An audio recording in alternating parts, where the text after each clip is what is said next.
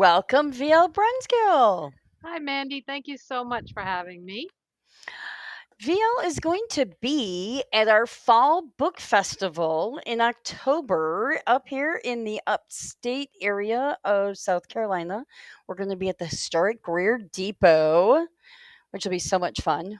Can't wait. And she'll be one of 32 authors. So Yay. looking forward to this. This is going to be so much fun. It really is. It really is. And we have so much diversity in our number of genres. We've got 48 different genres that are represented Wow. and around 150-ish, 175, somewhere in that number of different book titles. So we have a lot going on. So I'll be shopping and showing. Yes. Definitely. So tell us about the books that you're going to be bringing. Thank you for asking. I'm going to be bringing two books, and it's funny, you get these common themes in your books, and you don't realize that when you're writing it, that the next one's going to kind of have that same theme again. But the themes in my books are family, keeping secrets, and quest for truth. Right. So Ooh. generally, both books have those themes. I'll be Mm-hmm. bringing two books, as I said. Both are published by Southern Yellow Pine Publishing. They're an independent publisher in Tallahassee, Florida. I love to Oh, give okay. them, love to give Terry from Southern Yellow Pine, or SIP as they call it, some kudos always. Um, my first book is a novel. It's titled. Let me see if I can hold it up correctly. There we go. Yay. Um, it's Waving Backwards. It is set in Savannah, Georgia, and it's the story of an adopted young woman who finds a note in her family Bible that says the baby's roots are with the Southern lady who waves forever. So she Interesting. Yes, and she researches this to find, and this is pre-internet, right? So she researches it in the old-fashioned encyclopedia uh, to find that it means the wave. It refers to the Waving Girl statue. I'm going to put it down, but Ah. it refers to the Waving Girl statue, which is on River Street in Savannah, which was put there for Florence Martis, who lived on Elba Island, the lighthouse island there Hmm. with her brother for years and waved to every ship that came in and out of Savannah for over 30 years. Wow. So after she finds that, that's the big clue. She goes to Savannah to try and find out how her biological family is related to the statue, to find her family history. So the story is nice because it takes you to historic Savannah with fresh eyes, the fresh eyes of a tourist, right? Mhm. I wrote it when I had first moved down to Savannah. I was in love with the historic district, and it makes Savannah a character in the book, right? It's I loved it so much, and it's kind of like a love story for Savannah, Mhm. and it includes a little romantic trolley tour guide who's very Ooh. handsome, and so there's lots of stuff that goes on when she gets to Savannah to find out what her family secret is. So that's the first one. Wait, let me see. Here we go. And this is the second one, quite different. Whoop.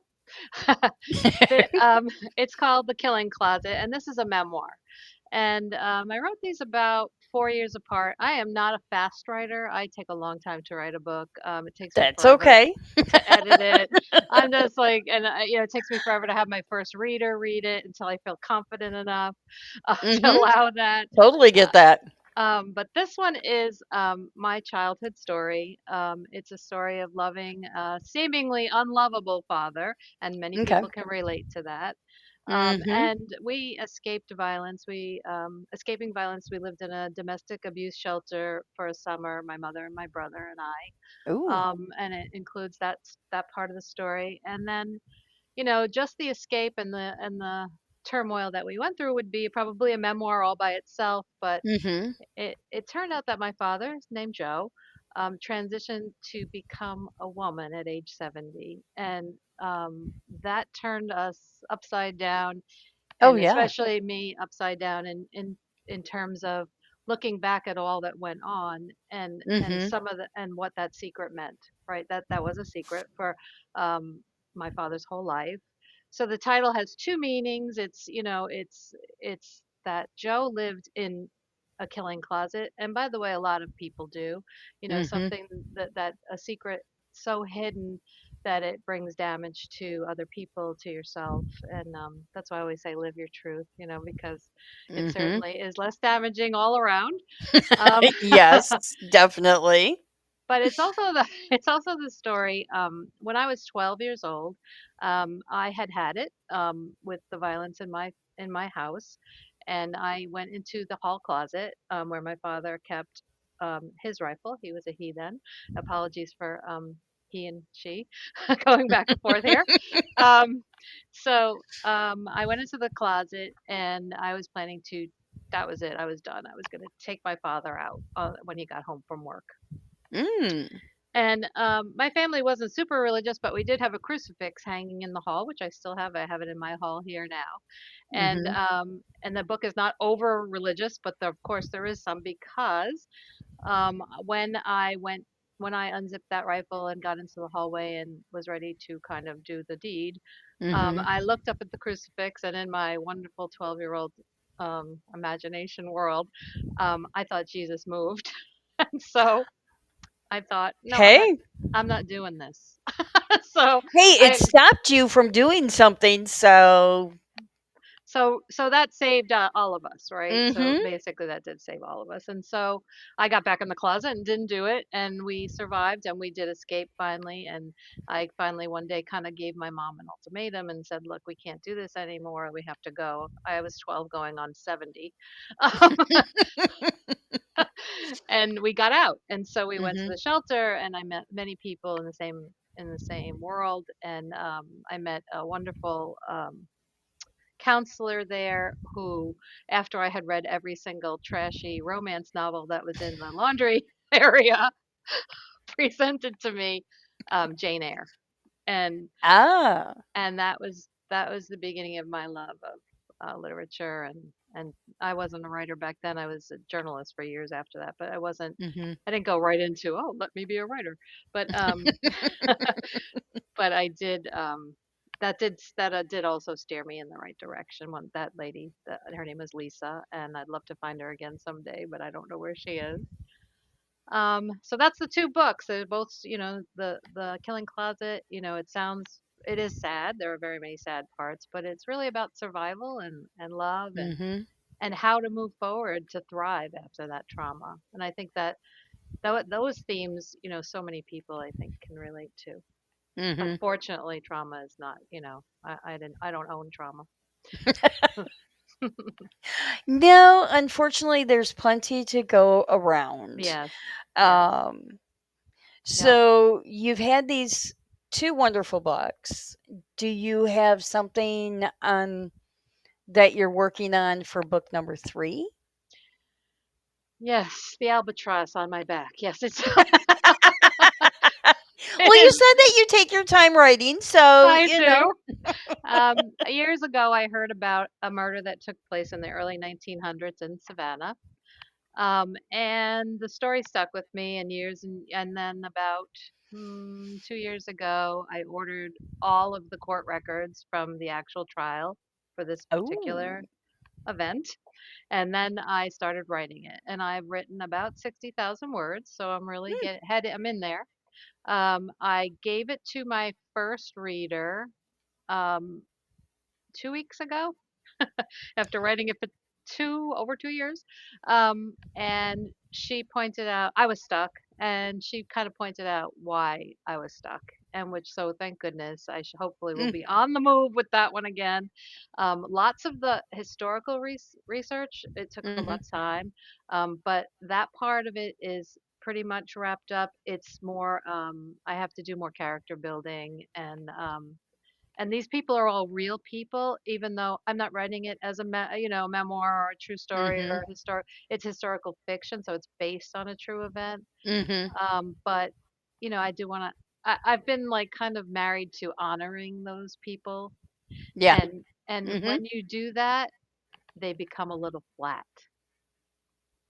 So we can Mm. you can honor someone but not give them enough dynamics, and that's what I think I failed at so far. Okay. They're not as dynamic as I had hoped, and so I'll be reworking that.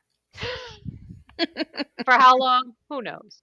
But But that's good though, because you were able to give it to someone and they were able to give you that feedback because you were stuck. And a lot of times we get stuck and we don't know why. right.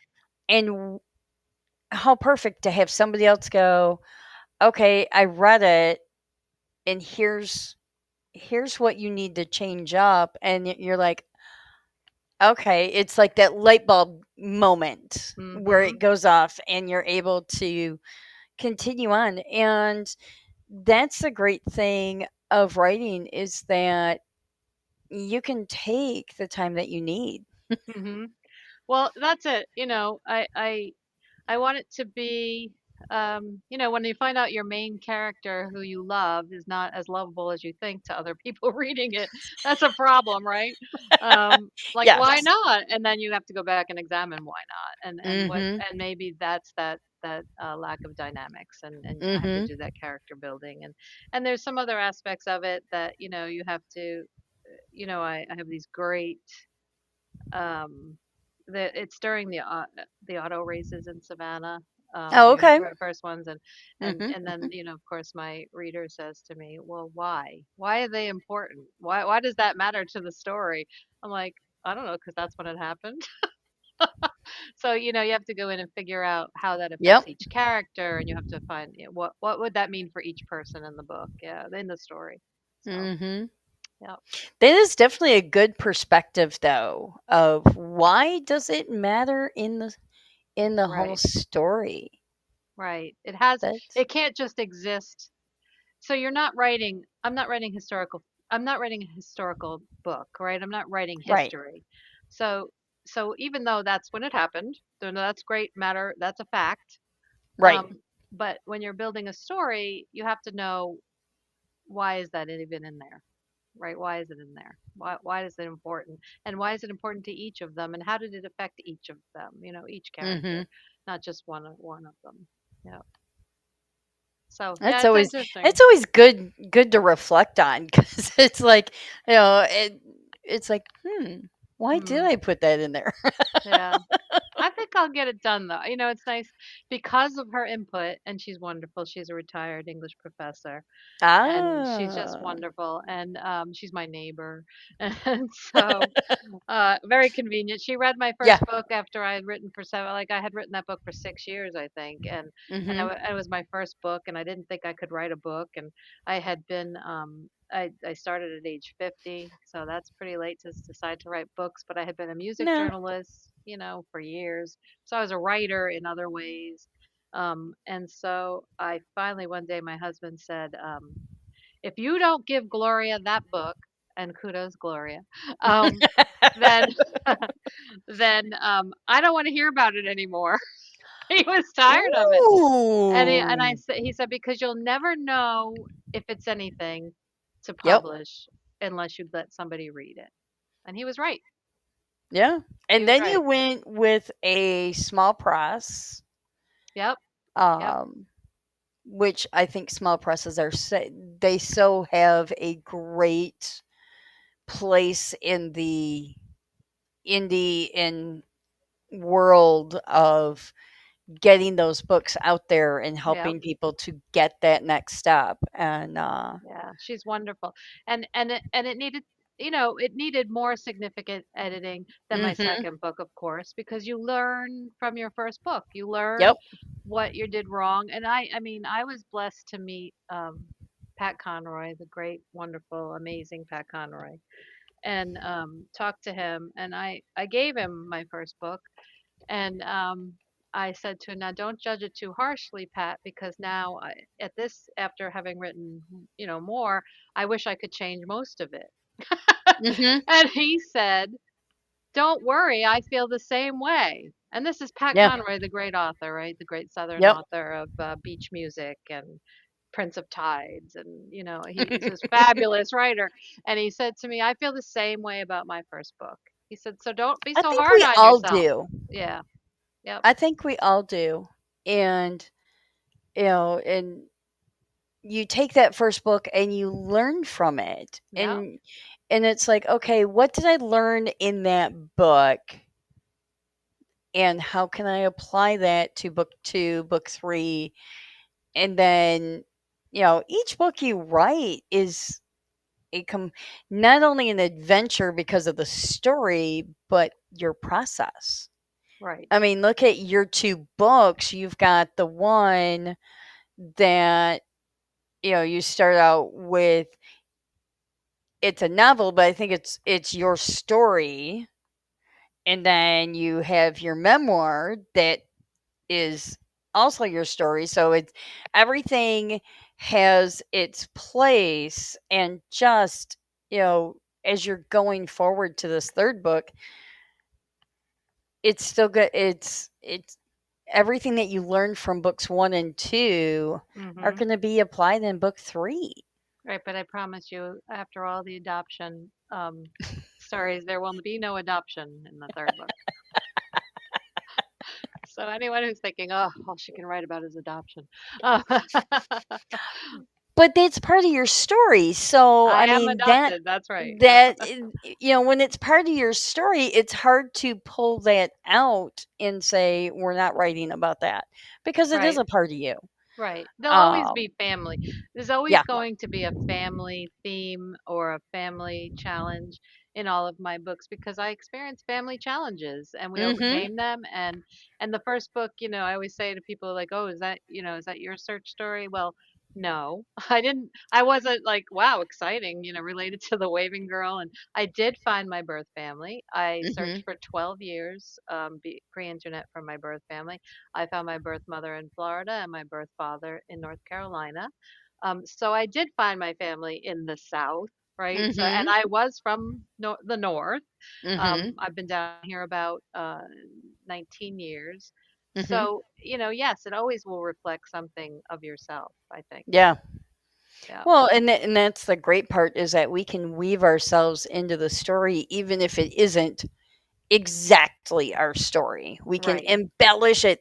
Thus the term fiction. We can embellish it and get creative and Mm-hmm. add parts of our previous us and parts of our Right. present us Yep. into one character. Right. Right. Exactly. And then in retrospect, you can add in the ideal. Absolutely. Yes. Man, I wish I would have. Or, Yeah. And that's it. And they say, what's the big lesson that everyone says? And I don't know who's ever said it first, but write what you know. yes. You're always going to write what you know. It's always going to come from the author's experiences. Hmm. And even those that are writing where you're doing like a lot of research on Hmm. certain things that happen, it's still a lot. Your story is still going to be a lot of what you know, even if you have to do a lot of research to get to some of the parts. You know. Yes, yes. And this third book is, that's why I think I started it and I put it away because I thought that I might not be up to the challenge of all that much research and that Mm, much history and I've written it's first that's a basic first draft 60,000 words, right? So it's there for start to finish, it's there, but now it's filling in all the details and figuring it out but yeah, the research took a long time. It will still mhm. be ongoing. I still have the old X in the book where I left something out. Mhm. Like, what kind of drink would they have at that meal? Like, Yeah. like what what were they having with that? Or what kind of cafe did they go to? Or, what did they call this item? That's all Mhm. that stuff that I still have marks in the book.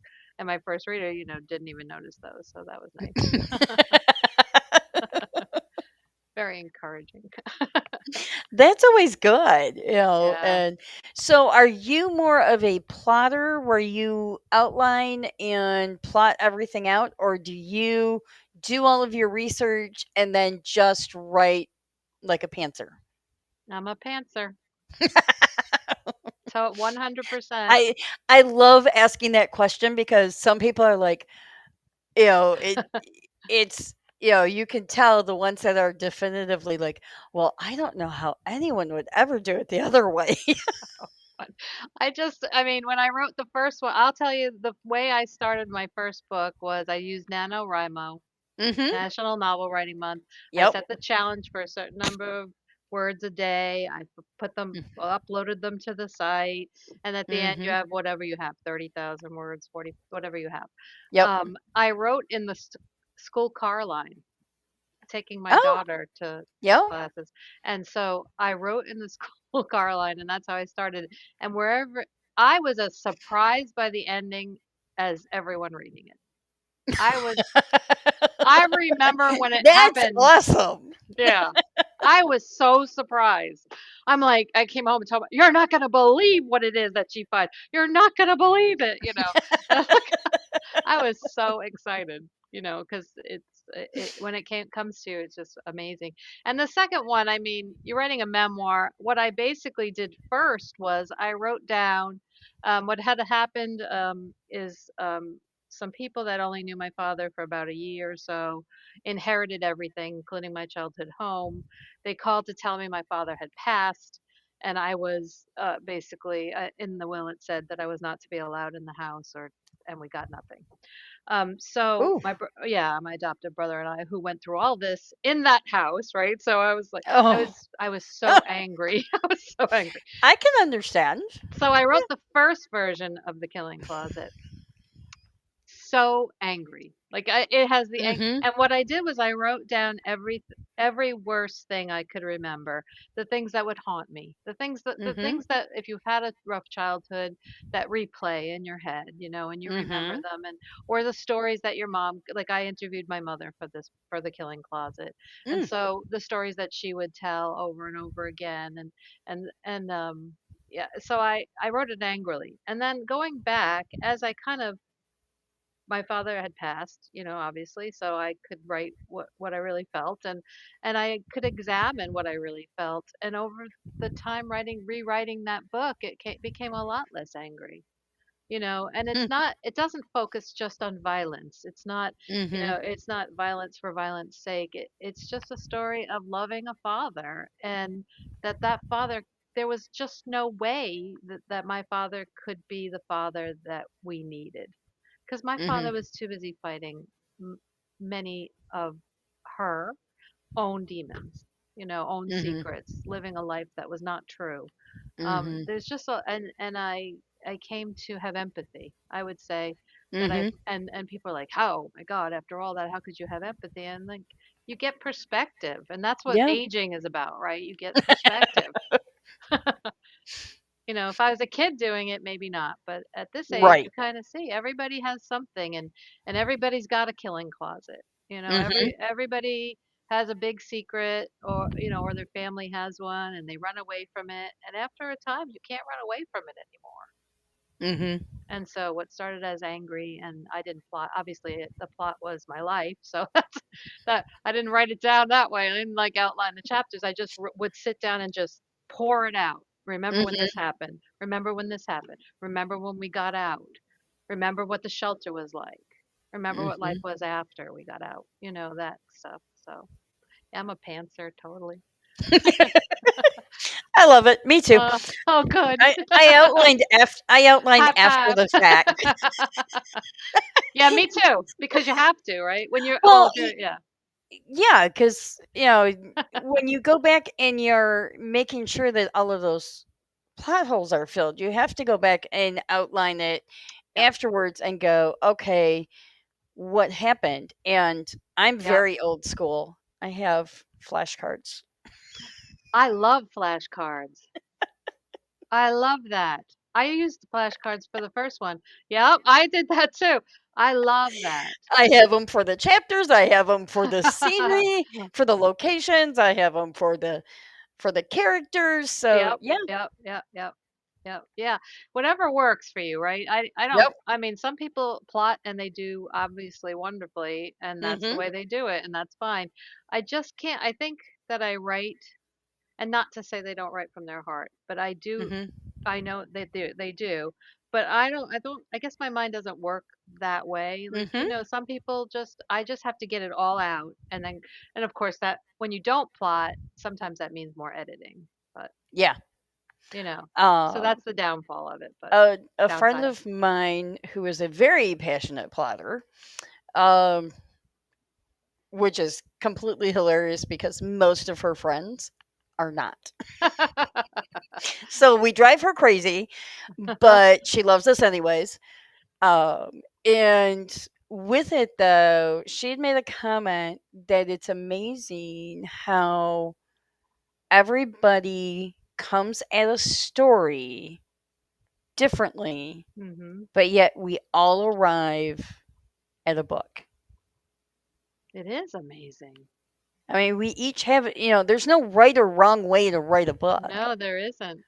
And that's the thing that people, I just was up in Western New York visiting, and Mhm. this young woman was working, she owns a florist plant shop place.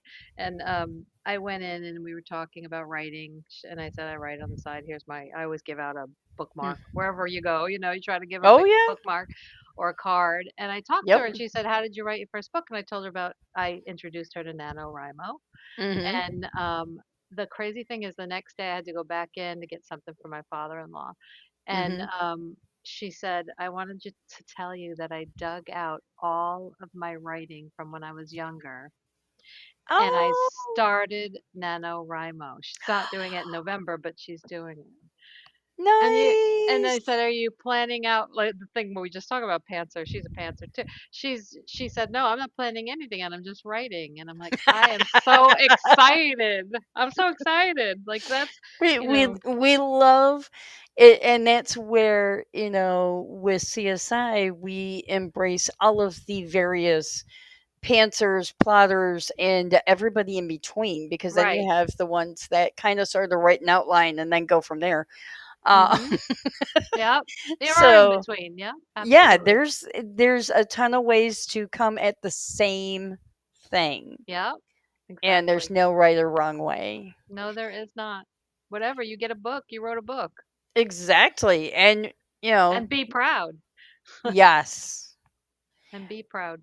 And at this event, we're going to have nearly 150 titles, Nice.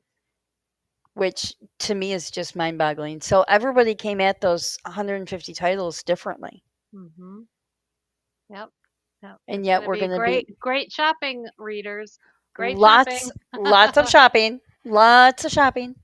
And we're going to have a new and gently used book drive. Oh, So, okay. so that'll be good. And we're going to have Sip and Sparkle, which is a non alcoholic beverage cart. So they've got all different kinds of beverages that they're going to have. Nice. Well, this is gonna So, be fun. I'm really looking forward to it. Really. me too. Well, thank you so much for taking time out of your day to join me for this and to share about your books and your writing. This has been great. Thank you, Mandy. I can't wait to see you at the event. I can't wait to see you, and I will see you in October. We will see you soon. Soon. Be just Yes, around the it's getting corner. soon. Thank you. Thank you so much.